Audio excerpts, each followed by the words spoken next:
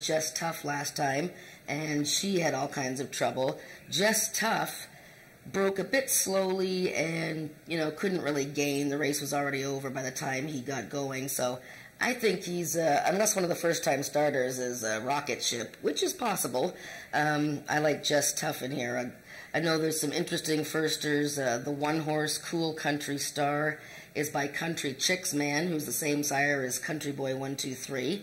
And Cool Country Star is out of a mare who won 11 races of 26 starts. She was a stakes winner here, stakes winner at the Old Peacock Downs, and her foals have won 47 races. She's had 7 winners. Her foals have won 47 races and over $500,000. So, I mean, obviously the mare throws a lot of talent.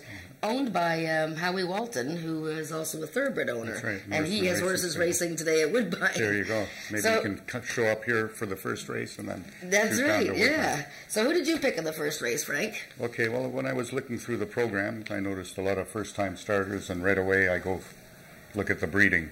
Yep. And which intrigued me was when I seen the number 2 horse, One Famous Eagle. Right away I thought of One Famous Class. That's right. And after that performance yesterday, I figure the combination of Cassandra Jeske and Scott Reed, they might have this horse ready. And I went with the 2 horse over the 5, another first-time starter. I like the breeding also, Teller Cartel, out of Shifton by Goal.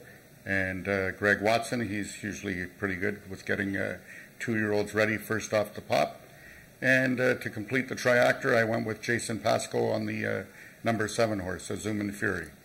Interesting. Okay, so you guys, yeah, it seems to we're all over these first-time starters. A Snowy Cartel Eagle, the dam of that horse won 5 of 7 races. She won her first 4 races of her life. Very fast, very precocious mare. So definitely a lot of reasons to like a Snowy Cartel I like Eagle. the 2 now even more that you told me that. There you go. You see, I'm just adding to that. Yeah. And Tellin' Me All is out of a mare who won 12 races. Wow. And her 3-year-old this year is Iconic Shift. Yes. Who was a recent winner. So the firsters are very interesting in there. Make sure you take a look at them in the paddock and see how they're handling their first experience. So that's the first part of the Daily Double. We go on to the second half of the double, and this is an allowance race for 3-year-olds and up, non-winners of 2, going 300 yards. And we have a newcomer in here from Ruidoso Downs, actually. He just ran in July, El Moro Grande, who I picked 3rd. I'm not really sure how horses do in their first run over this track. You're right. So I thought maybe I'd just watch her for now. So I ended up picking another filly, One Dash and Rose. I like her shortening up from 330 yards. She broke like a bullet last time and led all the way and just got beat by Trey Fortune, against the boys that day. And I think, she was 35 cents on the dollar and was supposed to win. But I like her shortening up, and I think she's going to be good to go here. I'm a little worried that the 1 horse, A Splash of Royalty, he's really on form, and he just missed last time. Who did you pick, Frank? I agree with you 100%. I've gone with the 2, One Dash and Rose, for the same reasons. She just missed last time. And there's that combination that I prefer. Cassandra Jeske, Scott Reed, and I think they're going to take both ends of the Daily Double. I've agreed with the 1 horse for second. I think it'll be the inside of the track, the first early part of the card. And then you'll notice my selections go to the outside of post positions later on in the card. I've noticed that pattern quite frequently. The inside of the track seems to be not too bad early, but late it's usually the outside closers. Anyways, so I went with 215. Okay, that sounds just about what we all have there. Yeah. Now we're on race 3, and this is an allowance race again. I'm just checking that we're okay. So the pick 4 starts in the 4th. Okay, race 3, an allowance race. Ontario sired horses here, and they're going 300 yards for $14,000. And I think we're gonna have a big favorite in here, number 6, Ice and Snow, who was going to be a big favorite on August 24th when he was entered, but he was a vet scratch. That's right. Now, that could be anything. I mean, it could have been, it could have, had a headache or whatever, just to be silly. But, it could have been anything, could be nothing. So Ice and Snow, I have, sided with him here. you know, I think Make Me Bodacious, I mean, she's such a wonderful filly. I mean, she just gets, when she comes out of the gate, she's got her head down, and she's just always there. And, you know, she's been running in these Ontario sired allowances all season long, and, you know, she's only missed a paycheck like once. So I like 6-2-1 there. What did you do, Frank? I've almost got exactly the same as you. Oh, really? I agree with the 6-2, and I put the 3 in for third with the 1/4. Okay, there you go, yep. And I really was impressed with the August 13th race of Ice and Snow. He won so convincingly, and like you said, he got scratched at the gate last time. I figure he's sitting on another win. And what can you say about Ramiro Sanchez Castillo? 4 wins yesterday.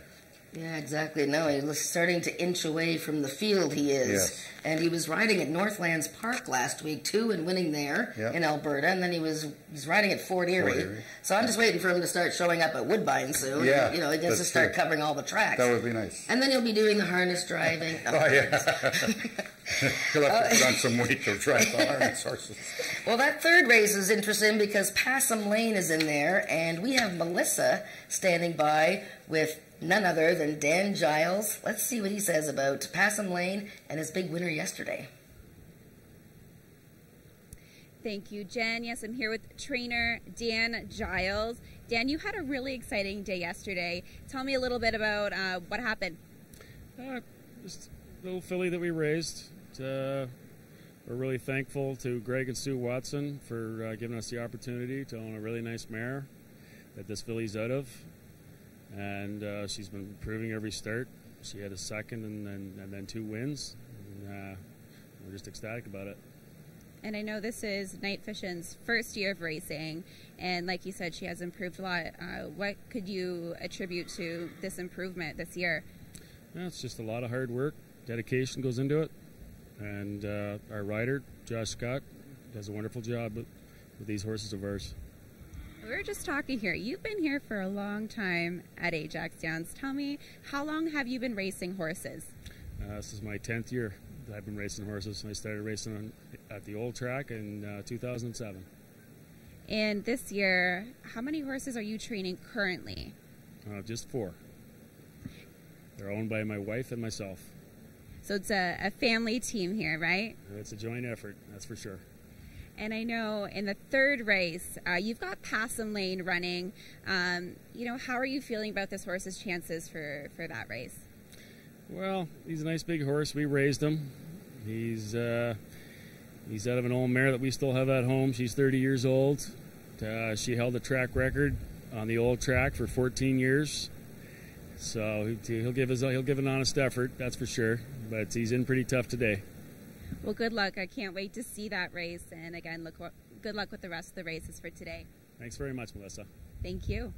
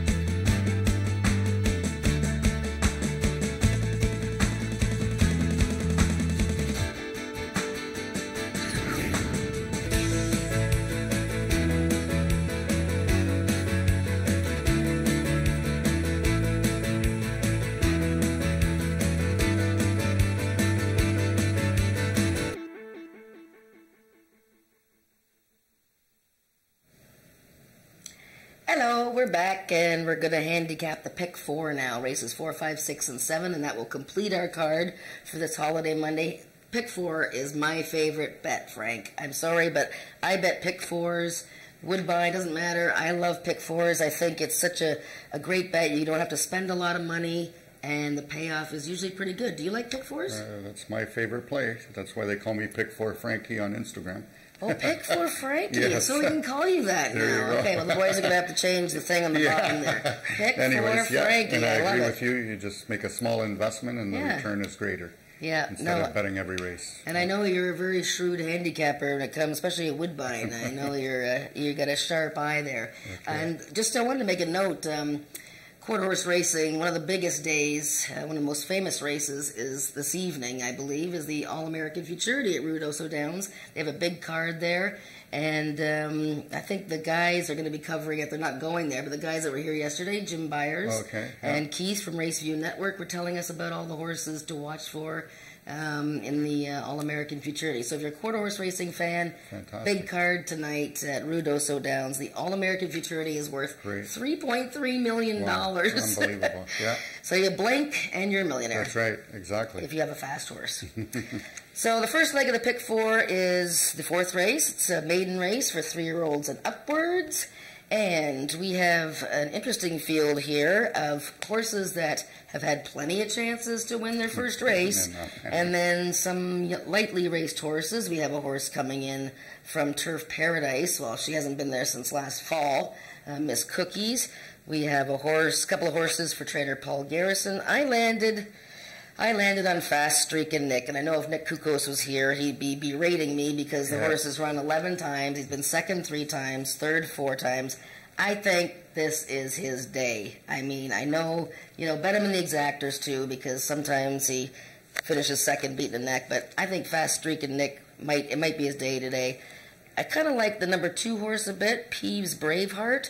Really dug in well last time behind Corona's Chrome, and I thought he ran real hard that day. So I'm thinking maybe with blinkers off, he's coming up to a good race. So I went 4-2, but I think you went a different way. I went the opposite. I went to the outside of the track. Okay. In this situation with lightly raced horses, opposed to Fast Streak and Nick. I'll wait for him to come back on the show next week and let him pick Fast Streak and Nick.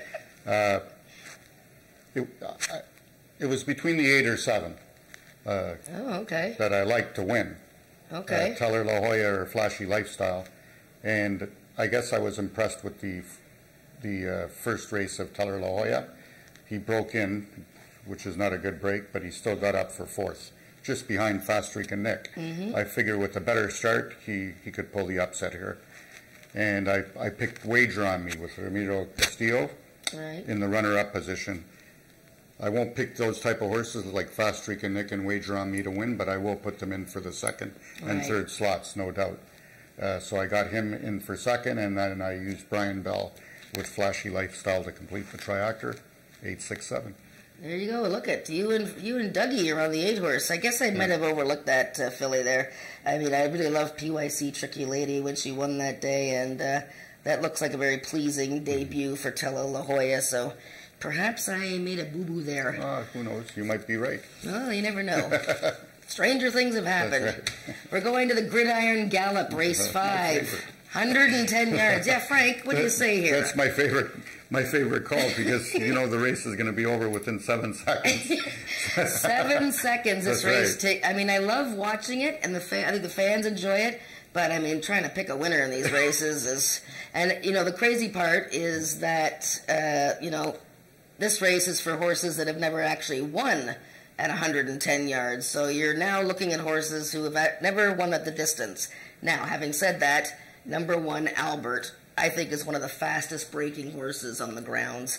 He's got this high stride that just gobbles up ground, and when the gates open, he's gone. He ran 110 yards 2 starts ago and missed by a nose. And I just think, there's not a lot to choose from in here as far as horses that you can be sure enjoy the distance. I think Chuggington has got a chance here to pick up some pieces. And I know Rockin' Miss Kitty's going to take a lot of support. I mean, she's been wonderful this year since she was claimed. And she's got 2 wins in her last 3 starts. It's her first try. at 110 yards. Who did you pick? Yeah, I agree with you. I went with Albert out of the one stall.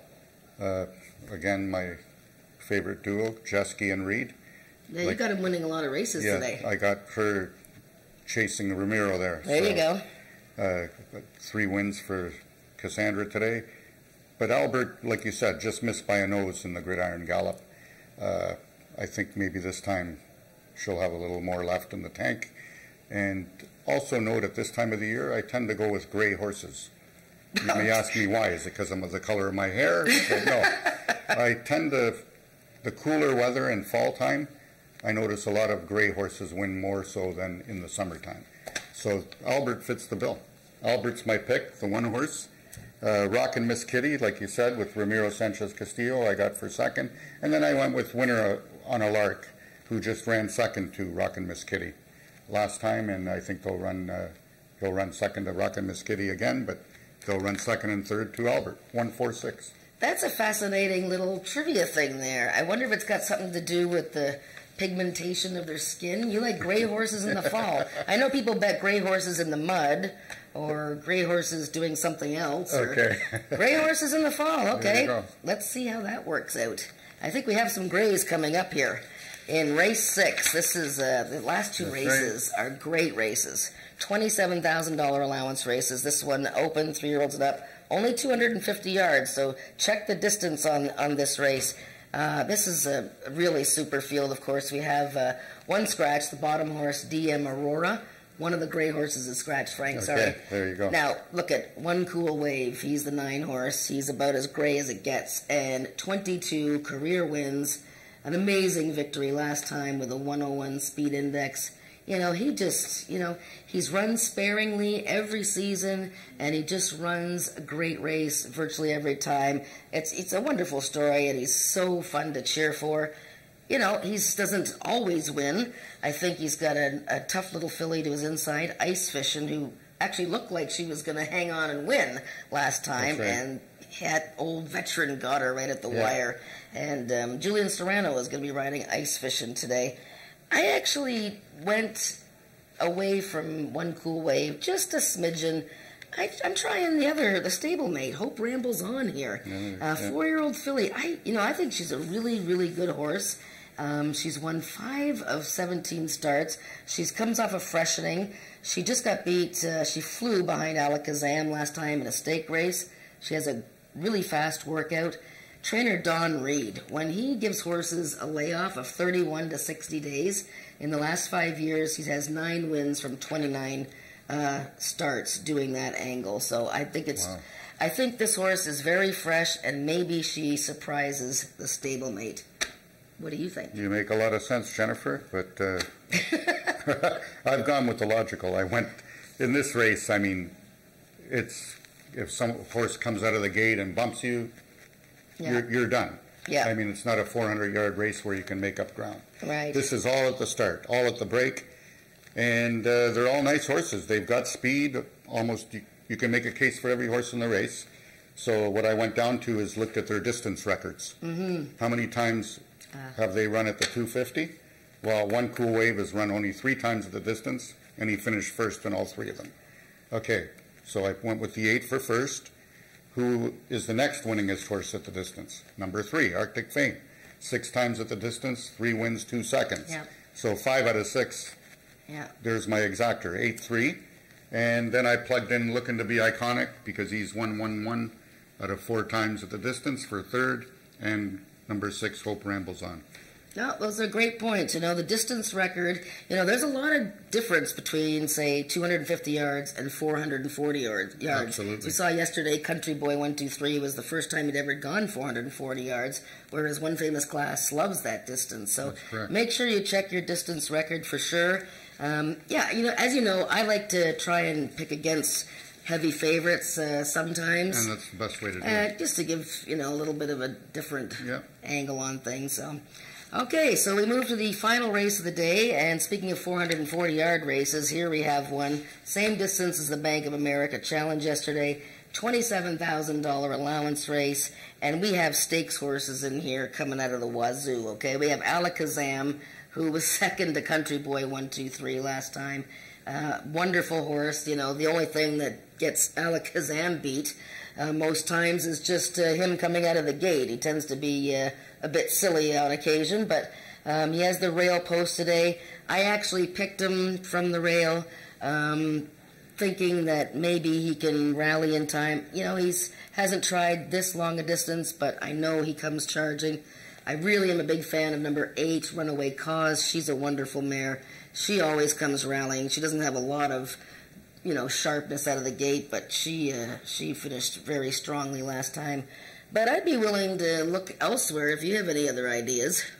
Unfortunately, I just went with the same 2 that you just said, the 1 and the 8.